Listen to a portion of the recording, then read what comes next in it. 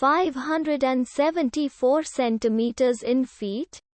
First of all, we need to know the value of 1 centimeter in feet. It's always 1 centimeter equals 0.03280839895 feet. Now we have to multiply 0.03280839895 by 574.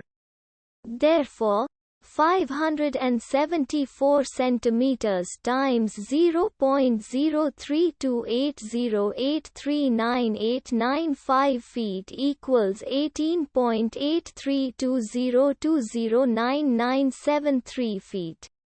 So, in other words, 574 centimeters equals 18.8320209973 feet. We hope you have enjoyed this video. Please like and subscribe to our channel for more videos like this.